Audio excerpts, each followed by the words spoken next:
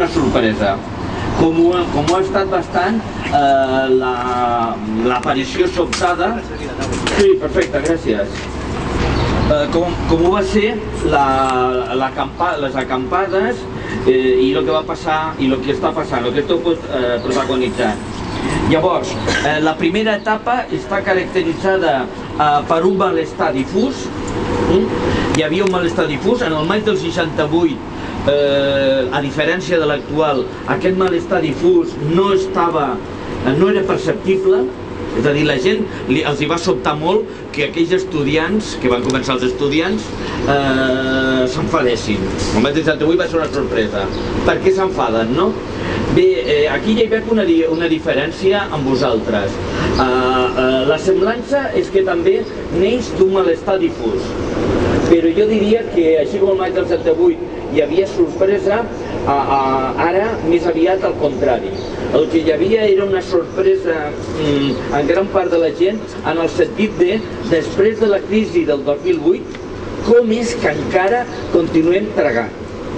I quan vau començar a sortir les acampades, aquí també va sobtar potser el mecanisme, no? Va sobtar el mecanisme de que us n'anéssiu a la plaça Catalunya, Sol, etc. Però la gent ho va trobar, home, finalment algú fa alguna cosa, no? És a dir, així com el maig del 78, al primer moment no entenien què passava la gent, la major part de la gent, avui en dia més aviat la sensació, penseu una cosa, som el 2011, han passat 3 anys de crisi duríssima. Diguem que la reacció, rapidesa de reacció, no ha sigut fantàstica. Bueno, si és el 2008, 3. 8, 9, 10, 11... A veure, però la gran bombolla... Va explotar. Sí. Bé, per tant, de totes maneres, la reacció no és massa ràpida, no?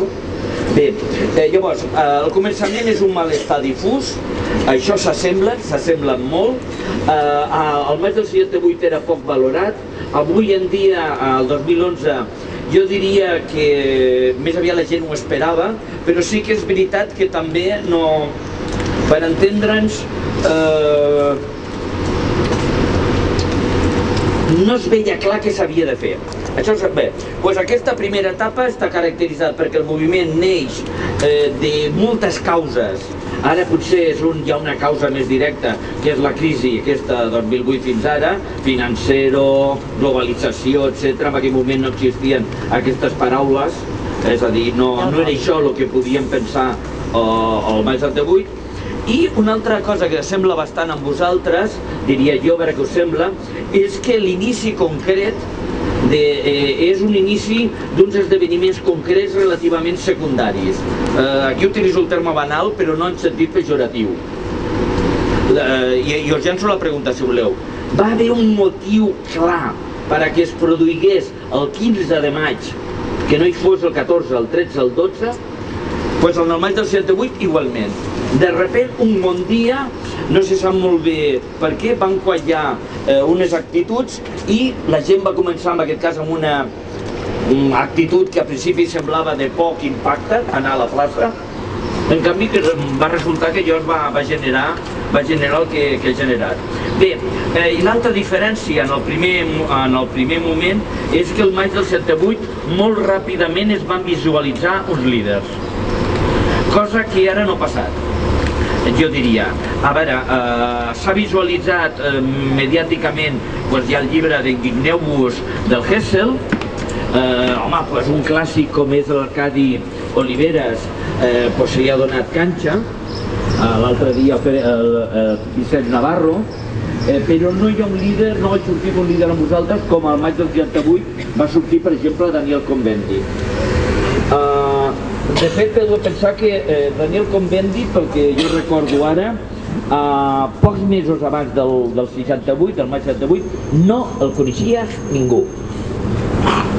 Es va donar a conèixer fent una pregunta molt indiscreta per televisió a un ministre, el ministre es va posar una mica així, ell va continuar atacant, i després el començament va ser a Nanterre, a la universitat més progre i més proletària en aquell moment a França, en què Cohn-Bendit va ser un dels 8 que va ser detingut perquè es van tancar allí, i va ser el començament, l'equivalent a les acampades a plaça Catalunya o Sol, no? Bé, la diferència, i en tot cas em corregiu, el que veig és que en aquell moment ja ràpidament es van visualitzar uns líders. D'alguna manera el maig del 68 no era un moviment com els anteriors, molt jeràrquic, però no era tan horitzontal com el vostre. Està clar que vosaltres amb aquest heu anat molts passos molt més enllà. Malgrat tot, van anticipar moltes de les coses que ara podem veure. Bé, llavors aquesta va ser la primera etapa. Hi havia un malestar difús però que ningú havia percebut. Avui en dia es percebia clarament, però la gent semblava que estava molt armada i que mai no reaccionaria. Va passar alguna cosa molt minoritària o molt concreta, que no sembla que fos la causa, però va ser el que va desplegar, que jo suposo en aquest cas va ser aparèixer a les places de Catalunya, de Sol, una sèrie de gent. I la diferència és que vosaltres sou molt més horitzontals amb aquesta primera etapa i que no ha aparegut uns líders carismàtics com va aparèixer, penseu que encara ara representant al Parlament Europeu, em sembla Cohn-Bendit, i ecologistes i tal, sí. Bé, per cert, no sé si ho sabeu, però sembla que l'Strauss-Kahn va ser líder al maig del 68. Després fan evolucions rares, un va a l'ecologisme i l'altre a la FMI, no? Bé, sapigueu-lo. Segona etapa. Evidentment aquesta etapa s'assembla bastant, sou més horitzontals, no teniu aquests líders tan carismàtics, perquè els voleu, suposo, però s'assembla bastant. La segona etapa, també hi ha diferències. Al maig del 68 va ser la reacció del poder de Gaulle, per entendre'ns, que va ser molt errònia. Per entendre'ns, línia Puig, ho podem comentar. Va ser aquesta reacció la que va exacerbar tot el problema. De Gaulle fa servir una línia policial dura, es produeixen autèntiques batalles campals, al barri llatí es produeix la famosa nit de les barricades del 10 del 5, fracassen les negociacions, va haver negociacions, es van tancar en banda, els 8 de Nanterre, que una de les coses que demanaven és que els deixessin tranquils, no, els volien donar un càstig exemplar, no? Amb la qual els 8 de Nanterre es van convertir en líders reconeguts, claríssims, no? I penseu que havia el Cohn-Bendit, però els altres n'hi ha uns quants que no m'he sabut mai el nom, que era gent que senzillament havien estat allí i que són importants perquè es quedaven per ells. Bé, rebutja alliberar els detinguts, vol dissoldre les barricades a la força, es produeixen 100 de ferits, fins i tot desplega blindats. Jo diria que el poder actual, encara que l'Esperanza Aguirre al primer moment es va equivocar i en Puig es va equivocar moltíssim, jo diria que dintre dels experts en ordre públic ara deuen estar a fer bromes sarcàstiques sobre en Puig perquè, vamos, el libreto era no fer el que iba a fer. De fet, fixeu-vos que el moment més radical va ser després, bueno, al moment de la dissolució de plaça Catalunya i quan es va tornar a ser ocupada, no? Jo recordo, bueno, a mi m'han demanat fer allí una xerrada i tal, i clarament gent que se n'havia anat a Madrid amb la idea de que lo importante pasa en Sol, van tornar corrents perquè de repente semblava que lo importante passava en Plaça Catalunya. I Puig aquí es va equivocar absolutament, ja deuen fer broma amb ell, però perquè li deu fer mal, perquè clar, era el que el llibre deia que no havien fet. Fixeu-vos que hi ha hagut un entente cordiale. Vosaltres em penso que heu estat molt intel·ligents de no acceptar cap provocació, d'anar pel pacifisme a ultrança, la dissolució va venir però no va haver gairebé reacció, almenys del centre de la plaça.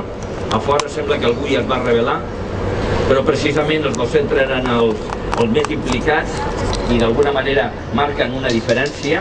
probablement els de fora ja buscaven, ja hi havia diferències, no? M'han explicat que hi havia diferència d'ideologia, digues. Que fora també van pagar molt més. No, molt més. Les reaccions.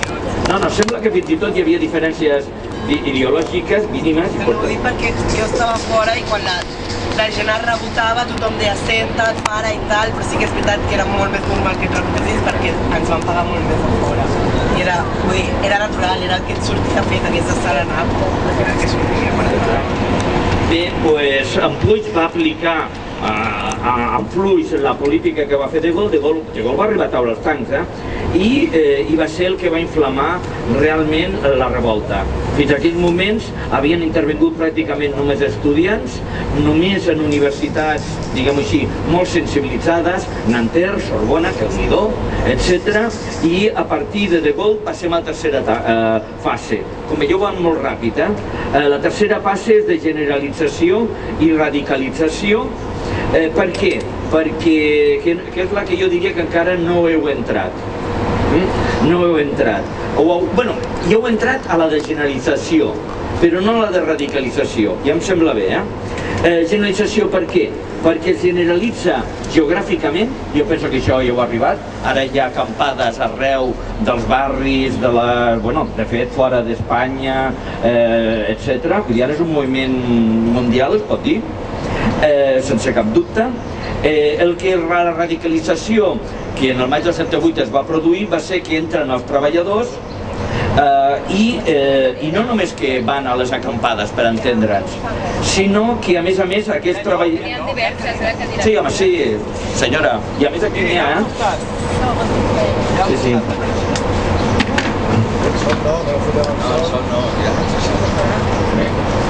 D'acord. Bé, la radicalització ve sobretot per l'entrada dels treballadors, que és potser el que encara no heu fet. M'explicaré. Jo sé que tots vosaltres sou treballadors, però no era només això. Això vol dir que es demana una vaga general. Al principi la vaga de generals, la general la convoquen estudiants, hi havia de ser d'estudiants, però fan una manifestació que, si molt m'apureu, a nosaltres semblaria ridícula. Aquesta primera gran manifestació són 200.000 persones, que aquí a Barcelona ho hem superat 25 vegades en els darrers 5 o 6 anys. En aquell moment va ser autènticament revolucionària, però això sí, es van sumar a la vaga general els treballadors i van parar 10 milions de treballadors que representaven 2/3 de tots els treballadors a França. És a dir, van tacar 2/3 de les empreses. A partir d'aquí, diguem-ho així, el poder de Gaulle té una mica de por, reobre la Sorbona, però ja s'havia radicalitzat tant el problema que només serveix per a que s'ocupi la Sorbona. I es dona un pas més amb la Sorbona ocupada. Això a França. Això és el 13 de maig.